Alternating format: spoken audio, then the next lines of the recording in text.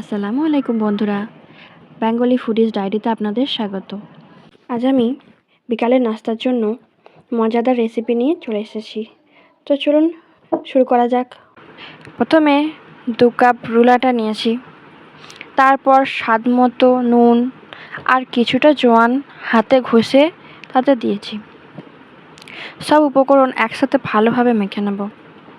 তবে হ্যাঁ, আমি কিছুটা সাদা তেল অ্যাড করেছিলাম, তবে ভিডিওতে দেখাতে ভুলে গেছি, তার জন্য আমি ক্ষমা প্রার্থী।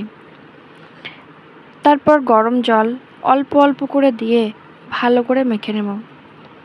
ভালো করে মেখে নেওয়ার পর রেস্ট দেব 30 মিনিট।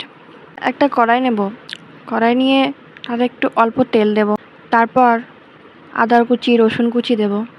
কিছুক্ষণ ভেজে নিয়ে সেদ্ধ করে রাখা আলুটা ওখানে দিয়ে দেব। তারপর কিছুটা মশলা দেব, নুন, লঙ্কা, হলুদ, জিরে, ধনে গুঁড়ো, গোটা জিরে সব একসাথে দিয়ে দেব। কিছুক্ষণ ভেজে নেব। তারপর ডোটা গোল গোল করে কেটে নেব। তারপর গোল করে বেলে নিয়ে ভিডিওতে যেমন দেখানো হয়েছে ঠিক সেরকম করে কেটে নেব।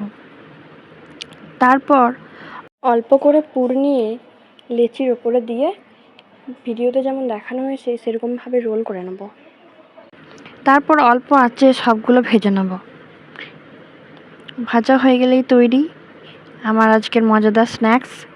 তবে এইরকম আরও মজাদার রেসিপি পেতে আমার চ্যানেলটিকে সাবস্ক্রাইব করে দিন এবং বেল আইকন ক্লিক করে নোটিফিকেশন অন করে দিন। ধন্যবাদ।